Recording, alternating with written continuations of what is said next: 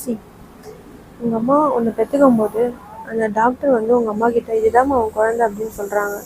உங்கள் அம்மா அந்த டாக்டரை நம்புகிறாங்க, இதுதான் நம்ம குழந்தை அப்படின்னு சொல்லிட்டு. அதே மாதிரி உங்கள் அம்மா உங்கள் அப்பா கிட்ட வந்து இதுதான் நம்ம குழந்தை அப்படின்னு சொல்லும் போது உங்கள் அப்பா உங்கள் அம்மாவை நம்புகிறாங்க, இதுதான் நம்ம குழந்தை, நம்ம பொண்டாட்டி சொல்கிறது கரெக்ட் அப்படின்ட்டு.